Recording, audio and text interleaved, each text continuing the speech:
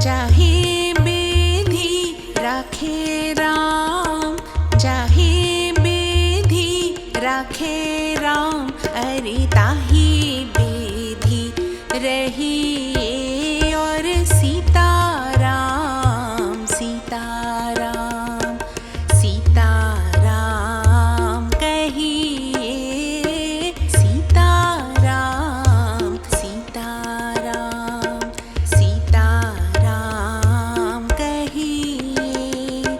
जाहि विधि राखे राम, ताहि विधि रही और सीताराम, सीताराम, सीताराम कहिए। भारत माता और हिसाली वाली मैया को मेरा प्रणाम। पावन चिंतनधारा आश्रम की ओर से सभी को जय श्री राम। श्री वाल्मीकि कृत रामायण एक धार्मिक ऐतिहासिक महाकाव्य में मैं अयोध्या कांड का भक्ति भाव से पठन करती हूँ। निवेदन है कि आप भी श्रद्धा भाव से इसका श्रवण करें। ओम श्री गणेशाय नमः। ओम श्री सरस्वते नमः। ओम श्री हनुमते नमः। ओम श्री गुरुवे नमः। श्री सियावर राम शरणागतम्। नवा सर्ग। कुब्जा के कुचक्र से कैकई का कोप भवन में प्रवेश। मंथरा के ऐसा कहने पर कैकई का मुख क्रोध से तमतमा उठा। वह लंबी और गर्म सांस खींचकर उससे इस प्रकार बोली, कुब्जे, मैं श्री राम को शीघ्र ही यहाँ से वन में भेजूंगी और तुरंत ही युवराज के पद पर भरत का अभिषेक कराऊंगी। परंतु इस समय यह तो सोचो कि किस उपाय से अपना अभीष्ट साधन करूं। भरत को राज्य प्राप्त हो जाए और श्री राम उसे किसी तरह भी न पा सके, यह काम कैसे बने? देवी कैकई के ऐसा कहने पर पाप का मार्ग दिखाने वाली मंथरा श्री राम के स्वार्थ पर कुठाराघात करती हुई वहां कैकई से इस प्रकार बोली, कैकई नंदिनी, अच्छा, अब देखो कि मैं क्या करती हूँ। तुम मेरी बात सुनो, जिससे केवल तुम्हारे पुत्र भरत ही राज्य प्राप्त करेंगे, श्री राम नहीं। कैकई, क्या तुम्हें स्मरण नहीं है या स्मरण होने पर भी मुझसे छिपा रही हो? जिसकी तुम मुझसे अनेक बार चर्चा करती रहती हो, अपने उसी प्रयोजन को तुम मुझसे सुनना चाहती हो? इसका क्या कारण है? विलासिनी, यदि मेरे ही मुंह से सुनने के लिए तुम्हारा आग्रह है तो बताती हूँ, सुनो और सुनकर इसी के अनुसार कार्य करो। मंथरा का यह वचन सुनकर कैकई अच्छी तरह से बिछे हुए उस पलंग से कुछ उठकर उससे यूं बोली, मंथरे, मुझसे वह उपाय बताओ, किस उपाय से भरत को तो राज्य मिल जाएगा किंतु श्री राम उसे किसी तरह नहीं पा सकेंगे। देवी कैकई के ऐसा कहने पर पाप का मार्ग दिखाने वाली मंथरा श्री राम के स्वार्थ पर कुठाराघात करती हुई उस समय कैकई से इस प्रकार बोली, देवी, पूर्व काल की बात है कि देवासुर संग्राम के अवसर पर राजर्षियों के साथ तुम्हारे पतिदेव तुम्हें साथ लेकर देवराज की सहायता करने के लिए गए थे। कैकई राजकुमारी, दक्षिण दिशा में दंडकारण्य के भीतर वैजयंत नाम से विख्यात एक नगर है, जहाँ शंबर नाम से प्रसिद्ध एक महान असुर रहता था। वह अपनी ध्वजा में तिमी, वेल मछली का चिन्ह धारण करता था और सैकड़ों मायाओं का जानकार था। देवताओं के समूह भी उसे पराजित नहीं कर पाते थे। एक बार उसने इंद्र के साथ युद्ध छेड़ दिया। उस महान संग्राम में क्षत विक्षत हुए पुरुष जब रात में थक कर सो जाते, उस समय राक्षस उन्हें उनके बिस्तर से खींच ले जाते और मार डालते थे। उन दिनों महाबाहु राजा दशरथ ने भी वहां असुरों के साथ बड़ा भारी युद्ध किया। उस युद्ध में असुरों ने अपने अस्त्र शस्त्रों द्वारा उनके शरीर को जर्जर कर दिया। देवी, जब राजा की चेतना लुप्त सी हो गई, उस समय सारथी का काम करती हुई तुमने अपने पति को रणभूमि से दूर हटाकर उनकी रक्षा की। जब वहां भी राक्षसों के शस्त्रों से वे घायल हो गए, तब तुमने पुनः वहां से अन्यत्र ले जाकर उनकी रक्षा की। शुभ दर्शने, इससे संतुष्ट होकर महाराज ने तुम्हें 2 वरदान देने को कहा। देवी, उस समय तुमने अपने पति से कहा, प्राणनाथ, जब मेरी इच्छा होगी तब मैं इन वरों को मांग लूंगी। उस समय उन महात्मा नरेश ने तथास्तु कहकर तुम्हारी बात मान ली थी। देवी, मैं इस कथा को नहीं जानती थी। पूर्व काल में तुम्ही ने मुझसे यह वृतांत कहा था। तब से तुम्हारे स्नेहवश मैं इस बात को मन ही मन सदा याद रखती आई हूँ। तुम इन वरों के प्रभाव से स्वामी को वश में करके श्री राम के अभिषेक के आयोजन को पलट दो। तुम उन दोनों वरों को अपने स्वामी से मांगो। एक वर के द्वारा भरत का राज्याभिषेक और दूसरे के द्वारा श्री राम का 14 वर्ष तक का वनवास मांग लो। जब श्री राम 14 वर्षों के लिए वन में चले जाएंगे, तब उतने समय में तुम्हारे पुत्र भरत समस्त प्रजा के हृदय में अपने लिए स्नेह पैदा कर लेंगे और इस राज्य पर स्थिर हो जाएंगे। अश्वपति कुमारी, तुम इस समय मैले वस्त्र पहन लो और कोप भवन में प्रवेश करके कुपित सी होकर बिना बिस्तर के ही भूमि पर लेट जाओ। राजा आवे तो उनकी ओर आंखें उठाकर न देखो और न उनसे कोई बात ही करो। महाराज को देखते ही रोती हुई शोक मग्न हो धरती पर लौटने लगो। इसमें तनिक भी संदेह नहीं कि तुम अपने पति को सदा ही बड़ी प्यारी रही हो। तुम्हारे लिए महाराज आग में भी प्रवेश कर सकते हैं। वे ना तो तुम्हें कुपित कर सकते हैं और ना कुपित अवस्था में तुम्हें देख ही सकते हैं। राजा दशरथ तुम्हारा प्रिय करने के लिए अपने प्राणों का भी त्याग कर सकते हैं। महाराज तुम्हारी बात किसी तरह टाल नहीं सकते। मुग्धे, तुम अपने सौभाग्य के बल का स्मरण करो। राजा दशरथ तुम्हें भुलावे में डालने के लिए मणि, मोती, सुवर्ण तथा भांति भांति के रत्न देने की चेष्टा करेंगे, किंतु तुम उनकी ओर मन न चलाना। महाभागे, देवासुर संग्राम के अवसर पर राजा दशरथ ने वे जो 2 वर दिए थे, उनका उन्हें स्मरण दिलाना। वरदान के रूप में मांगा गया वह तुम्हारा अभीष्ट मनोरथ सिद्ध हुए बिना नहीं रह सकता। रघुकुल नंदन राजा दशरथ जब स्वयं तुम्हें धरती से उठाकर वर देने को उद्यत हो जाएं, तब उन महाराज को सत्य की शपथ दिलाकर खूब पक्का करके उनसे वर मांगना। वर मांगते समय कहना कि नृपश्रेष्ठ, आप श्री राम को 14 वर्षों के लिए बहुत दूर वन में भेज दीजिए और भरत को भूमंडल का राजा बनाइए। श्री राम के 14 वर्षों के लिए वन में चले जाने पर तुम्हारे पुत्र भरत का राज्य सुदृढ़ हो जाएगा और प्रजा आदि को वश में कर लेने से यहाँ उनकी जड़ जम जाएगी।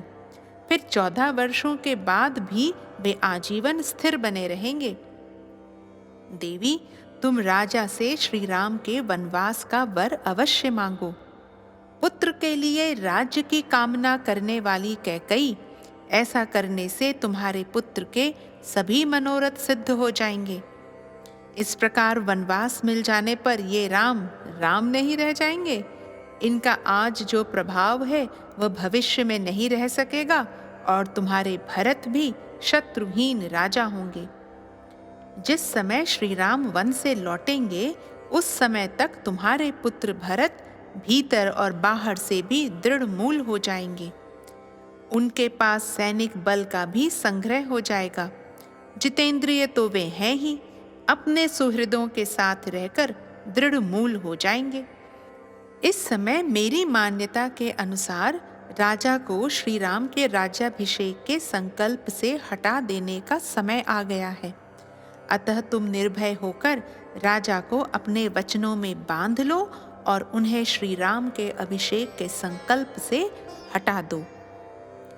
ऐसी बातें कहकर मंथरा ने कैकेयी की बुद्धि में अनर्थ को ही अर्थ रूप में जचा दिया। कैकेयी को उसकी बात पर विश्वास हो गया और वह मन ही मन बहुत प्रसन्न हुई। यद्यपि वह बहुत समझदार थी तो भी कुबरी के कहने से नादान बालिका की तरह कुमार्ग पर चली गई, अनुचित काम करने को तैयार हो गई। उसे मंथरा की बुद्धि पर बड़ा आश्चर्य हुआ और वह उससे इस प्रकार बोली, हित की बात बताने में कुशल कुब्जे, तू एक श्रेष्ठ स्त्री है। मैं तेरी बुद्धि की अवहेलना नहीं करूंगी। बुद्धि के द्वारा किसी कार्य का निश्चय करने में तो इस पृथ्वी पर सभी कुब्जाओं में उत्तम है। केवल तू ही मेरी हितैषिणी है और सदा सावधान रहकर मेरा कार्य सिद्ध करने में लगी रहती है। कुब्जे, यदि तू न होती तो राजा जो षड्यंत्र रचना चाहते हैं वह कदापि मेरी समझ में नहीं आता। तेरे सिवा जितनी कुब्जाएं हैं वे बेडौल शरीर वाली, टेढ़ी मेढ़ी और बड़ी पापिनी होती हैं। तू तो वायु के द्वारा झुकाई हुई कमलिनी की भांति कुछ झुकी हुई होने पर भी देखने में प्रिय सुंदर है। तेरा वक्षस्थल कुब्जता के दोष से व्याप्त है, अतएव कंधों तक ऊंचा दिखाई देता है। वक्षस्थल से नीचे सुंदर नाभि से युक्त जो उदर है वह मानो वक्षस्थल की ऊंचाई देखकर लज्जित सा हो गया है, इसीलिए शांत कृश प्रतीत होता है। तेरा जघन विस्तृत है और दोनों स्तन सुंदर एवं स्थूल हैं। मंथरे, तेरा मुख निर्मल चंद्रमा के समान अद्भुत शोभा पा रहा है। करधनी की लड़ियों से विभूषित तेरी कटिका अग्रभाग बहुत ही स्वच्छ रोमादि से रहित है। मंथरे, तेरी पिंडलियां परस्पर अधिक सटी हुई हैं और दोनों पैर बड़े बड़े हैं। तू विशाल उरुओं जांघों से सुशोभित होती है। शोभने, जब तू रेशमी साड़ी पहनकर मेरे आगे आगे चलती है तब तेरी बड़ी शोभा होती है। असुर राज शंबर को जिन सहस्त्रों मायाओं का ज्ञान है वे सब तेरे हृदय में स्थित हैं। इनके अलावे भी तू हजारों प्रकार की मायाएं जानती है। इन मायाओं का समुदाय ही तेरा ये बड़ा सा कुब्बड़ है जो रथ के नकुए अग्रभाग के समान बड़ा है। इसी में तेरी मति, स्मृति और बुद्धि, क्षत्र विद्या, राजनीति तथा नाना प्रकार की मायाएं निवास करती हैं। सुंदरी कुब्जे, यदि भरत का राज्याभिषेक हुआ और श्री राम वन को चले गए तो मैं सफल मनोरथ एवं संतुष्ट होकर अच्छी जाति के खूब तपाए हुए सोने की बनी हुई सुंदर स्वर्णमाला तेरे इस कुब्बड़ को पहनाऊंगी और इस पर चंदन का लेप लगवाऊंगी। कुब्जे, तेरे मुख ललाट पर सुंदर और विचित्र सोने का टीका लगवा दूंगी और तू बहुत से सुंदर आभूषण एवं 2 उत्तम वस्त्र, लहंगा और दुपट्टा धारण करके देवांगना के समान विचरण करेगी। चंद्रमा से होड़ लगाने वाले अपने मनोहर मुख द्वारा तू ऐसी सुंदर लगेगी कि तेरे मुख की कहीं समता नहीं रह जाएगी तथा शत्रुओं के बीच में अपने सौभाग्य पर गर्व प्रकट करती हुई तू सर्वश्रेष्ठ स्थान प्राप्त कर लेगी। जैसे तू सदा मेरे चरणों की सेवा किया करती है उसी प्रकार समस्त आभूषणों से विभूषित बहुत सी कुब्जाएं तुझ कुब्जा के भी चरणों की सदा परिचर्या किया करेंगी। जब इस प्रकार कुब्जा की प्रशंसा की गई तब उसने वेदी पर प्रज्वलित अग्नि शिखा के समान शुभ्र शैया पर शयन करने वाली कैकई से इस प्रकार कहा, कल्याणी, नदी का पानी निकल जाने पर उसके लिए बांध नहीं बांधा जाता। यदि राम का अभिषेक हो गया तो तुम्हारा वर मांगना व्यर्थ होगा, अतः बातों में समय न बिताओ, जल्दी उठो और अपना कल्याण करो। कोप भवन में जाकर राजा को अपनी अवस्था का परिचय दो। मंथरा के इस प्रकार प्रोत्साहन देने पर सौभाग्य के मद से गर्व करने वाली विशाल लोचना सुंदरी कैकई देवी उसके साथ ही कोप भवन में जाकर लाखों की लागत के मोतियों के हार तथा दूसरे दूसरे सुंदर बहुमूल्य आभूषणों को अपने शरीर से उतार उतार कर फेंकने लगी। सोने के समान सुंदर कांति वाली कैकई कुब्जा की बातों के वशीभूत हो गई थी, अतः वह धरती पर लेटकर मंथरा से इस प्रकार बोली, कुब्जे, मुझे न तो सुवर्ण से, न रत्नों से और न भांति भांति के भोजनों से ही कोई प्रयोजन है। यदि श्री राम का राज्याभिषेक हुआ तो यह मेरे जीवन का अंत होगा। अब या तो श्री राम के वन में चले जाने पर भरत को इस भूतल का राज्य प्राप्त होगा, अथवा तू यहाँ महाराज को मेरी मृत्यु का समाचार सुनाएगी। तदनंतर कुब्जा महाराज दशरथ की रानी और भरत की माता कैकई से अत्यंत क्रूर वचनों द्वारा पुनः ऐसी बात कहने लगी जो लौकिक दृष्टि से भरत के लिए हितकर और श्री राम के लिए अहितकर थी। कल्याणी, यदि श्री राम इस राज्य को प्राप्त कर लेंगे तो निश्चय ही अपने पुत्र भरत सहित तुम भारी संताप में पड़ जाओगी, अतः ऐसा प्रयत्न करो जिससे तुम्हारे पुत्र भरत का राज्याभिषेक हो जाए। इस प्रकार कुब्जा ने अपने वचन रूपी बाणों का बारंबार प्रहार करके जब रानी कैकई को अत्यंत घायल कर दिया, तब वह अत्यंत विस्मित और कुपित हो अपने हृदय पर दोनों हाथ रखकर कुब्जा से बारंबार इस प्रकार कहने लगी, कुब्जे, अब या तो रामचंद्र के अधिक काल के लिए वन में चले जाने पर भरत का मनोरथ सफल होगा, या तू मुझे यहाँ से यमलोक में चली गई सुनकर महाराज से यह समाचार निवेदन करेगी।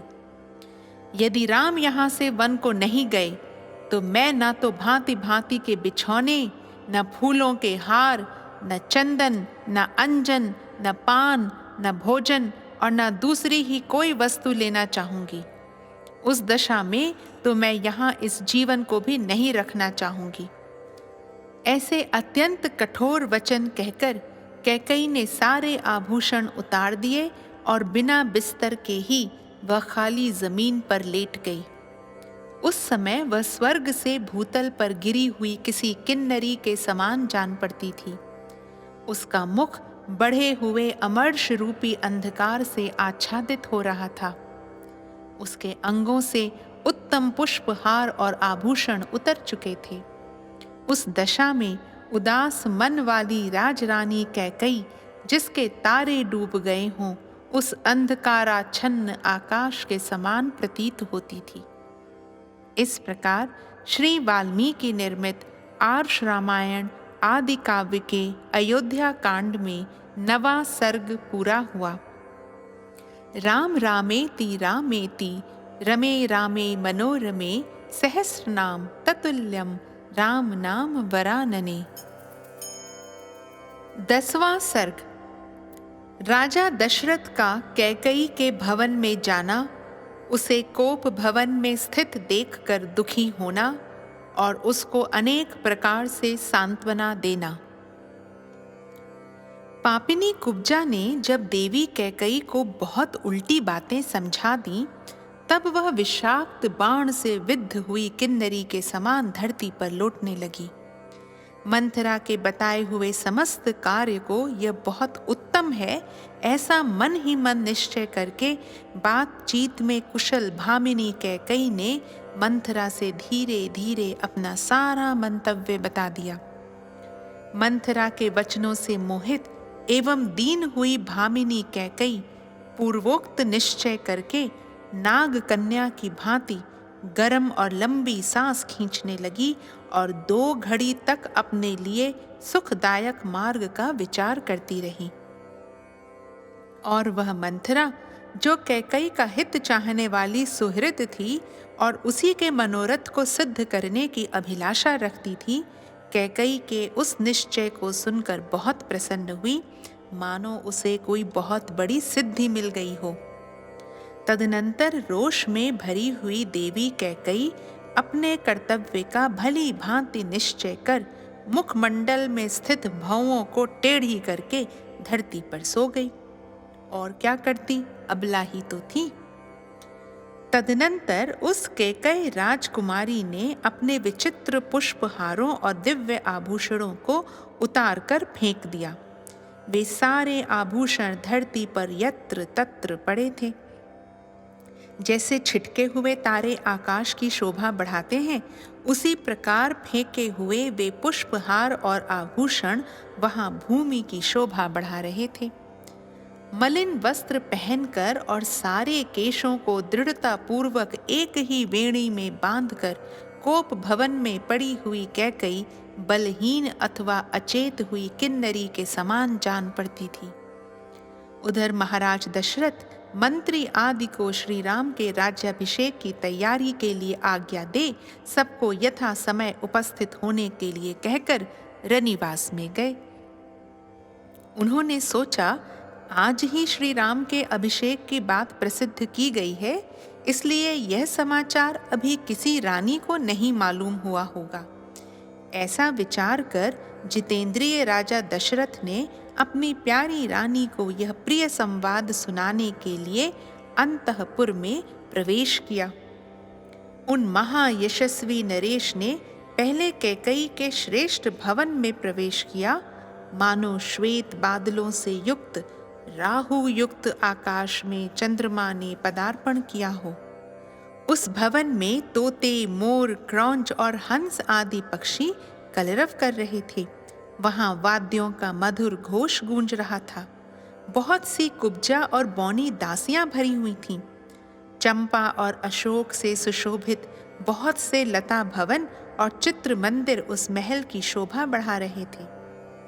हाथी दांत, चांदी और सोने की बनी हुई वेदियों से संयुक्त उस भवन को नित्य फूलने फलने वाले वृक्ष और बहुत सी बावड़ियां सुशोभित कर रही थीं। उसमें हाथी दांत, चांदी और सोने के बने हुए उत्तम सिंहासन रखे गए थे। नाना प्रकार के अन्न, पान और भांति भांति के भक्ष्य भोज्य पदार्थों से वह भवन भरा पूरा था। बहुमूल्य आभूषणों से संपन्न कैकई का वह भवन स्वर्ग के समान शोभा पा रहा था। अपने उस समृद्धशाली अंतःपुर में प्रवेश करके महाराज दशरथ ने वहां के उत्तम शैया पर रानी कैकई को नहीं देखा। काम बल से संयुक्त वे नरेश रानी की प्रसन्नता बढ़ाने की अभिलाषा से भीतर गए थे। वहां अपनी प्यारी पत्नी को न देखकर उनके मन में बड़ा विषाद हुआ और वे उनके विषय में पूछताछ करने लगे। इससे पहले रानी कैकई राजा के आगमन की उस बेला में कहीं अन्यत्र नहीं जाती थी। राजा ने कभी सूने भवन में प्रवेश नहीं किया था, इसीलिए वे घर में आकर कैकई के बारे में पूछने लगे। उन्हें यह मालूम नहीं था कि वह मूर्खा कोई स्वार्थ सिद्ध करना चाहती है, अतः उन्होंने पहले की ही भांति प्रतिहारी से उसके विषय में पूछा। प्रतिहारी बहुत डरी हुई थी। उसने हाथ जोड़कर कहा, देवी कैकई अत्यंत कुपित हो कोप भवन की ओर दौड़ी गई हैं। प्रतिहारी की यह बात सुनकर राजा का मन बहुत उदास हो गया। उनकी इंद्रियां चंचल एवं व्याकुल हो उठी और वे पुनः अधिक विषाद करने लगे। कोप भवन में वह भूमि पर पड़ी थी और इस तरह लेटी हुई थी जो उसके लिए योग्य नहीं था। राजा ने दुख के कारण संतप्त से होकर उसे इस अवस्था में देखा। राजा बूढ़े थे और उनकी वह पत्नी तरुणी थी, अतः वे उसे अपने प्राणों से भी बढ़कर मानते थे। राजा के मन में कोई पाप नहीं था, परंतु कैकेयी अपने मन में पाप पूर्ण संकल्प लिए हुए थी। उन्होंने उसे कटी हुई लता की भांति पृथ्वी पर पड़ी देखा, मानो कोई देवांगना स्वर्ग से भूतल पर गिर पड़ी हो। वह स्वर्ग भ्रष्ट किन्नरी, देवलोक से च्युत हुई अप्सरा, लक्ष्य भ्रष्ट माया और जाल में बंधी हुई हरिणी के समान जान पड़ती थी। जैसे कोई महान गजराज वन में व्याध के द्वारा विषलिप्त बाण से विद्ध होकर गिरी हुई अत्यंत दुखित हथिनी का स्नेह वर्ष स्पर्श करता है, उसी प्रकार कामी राजा दशरथ ने महान दुख में पड़ी हुई कमल नयनी भार्या कैकेयी का स्नेह पूर्वक दोनों हाथों से स्पर्श किया। उस समय उनके मन में सब ओर से यह भय समा गया था कि न जाने यह क्या कहेगी और क्या करेगी। वे उसके अंगों पर हाथ फेरते हुए उससे इस प्रकार बोले, देवी, तुम्हारा क्रोध मुझ पर है ऐसा तो मुझे विश्वास नहीं होता। फिर किसने तुम्हारा तिरस्कार किया है? किसके द्वारा तुम्हारी निंदा की गई है? कल्याणी, तुम जो इस तरह मुझे दुख देने के लिए धूल में लौट रही हो, इसका क्या कारण है? मेरे चित्त को मत डालने वाली सुंदरी, मेरे मन में तो सदा तुम्हारे कल्याण की ही भावना रहती है। फिर मेरे रहते हुए तुम किस लिए धरती पर सो रही हो? जान पड़ता है तुम्हारे चित्त पर किसी पिशाच ने अधिकार कर लिया है। भामिनी, तुम अपना रोग बताओ। मेरे यहाँ बहुत से चिकित्सा कुशल वैद्य हैं, जिन्हें मैंने सब प्रकार से संतुष्ट कर रखा है। वे तुम्हें सुखी कर देंगे। अथवा कहो, आज किसका प्रिय करना है या किसने तुम्हारा अप्रिय किया है? तुम्हारे किस उपकारी को आज प्रिय मनोरथ प्राप्त हो, अथवा किस अपकारी को अत्यंत अप्रिय कठोर दंड दिया जाए। देवी, तुम न रो, अपनी देह को न सुखाओ। आज तुम्हारी इच्छा के अनुसार किस अवध्य का वध किया जाए, अथवा किस प्राण दंड पाने योग्य अपराधी को भी मुक्त कर दिया जाए। किस दरिद्र को धनवान और किस धनवान को कंगाल बना दिया जाए। मैं और मेरे सभी सेवक तुम्हारी आज्ञा के अधीन हैं। तुम्हारे किसी भी मनोरथ को मैं भंग नहीं कर सकता, उसे पूरा करके ही रहूंगा, चाहे उसके लिए मुझे अपने प्राण ही क्यों न देने पड़े। अतः तुम्हारे मन में जो कुछ हो उसे स्पष्ट कहो। अपने बल को जानते हुए भी तुम्हें मुझ पर संदेह नहीं करना चाहिए। मैं अपने सत्कर्मों की शपथ खाकर कहता हूँ, जिससे तुम्हें प्रसन्नता हो वही करूँगा। जहाँ तक सूर्य का चक्र घूमता है, वहाँ तक सारी पृथ्वी मेरे अधिकार में है। द्रविड़, सिंधु, सौवीर, सौराष्ट्र, दक्षिण भारत के सारे प्रदेश तथा अंग, वंग, मगध, मत्स्य, काशी और कोसल, इन सभी समृद्धशाली देशों पर मेरा आधिपत्य है। कैकेयी राजनंदिनी, उनमें पैदा होने वाले भांति भांति के द्रव्य, धन धान्य और बकरी भेड़ आदि जो भी तुम मन से लेना चाहती हो, वह मुझसे मांग लो। भीरू, इतना क्लेश उठाने प्रयास करने की क्या आवश्यकता है? शोभने, उठो उठो कैकेयी, ठीक ठीक बताओ, तुम्हें किससे कौन सा भय प्राप्त हुआ है? जैसे अंशुमाली सूर्य कुहरा दूर कर देते हैं, उसी प्रकार मैं तुम्हारे भय का सर्वथा निवारण कर दूंगा। राजा के ऐसा कहने पर कैकेयी को कुछ सांत्वना मिली। अब उसे अपने स्वामी से वह अप्रिय बात कहने की इच्छा हुई। उसने पति को और अधिक पीड़ा देने की तैयारी की। इस प्रकार श्री वाल्मीकि निर्मित आर्ष रामायण आदि काव्य के अयोध्या कांड में 10वां सर्ग पूरा हुआ।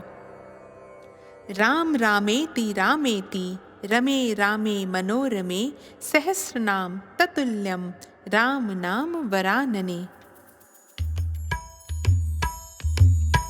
दशरथ नंदन राजा राम, बड़े कृपालु मेरे राम। सीता के सत पावन राम, सदचित आनंद करते राम। सीता के सत पावन राम, सदचित आनंद करते राम। दशरथ नंदन राजा राम,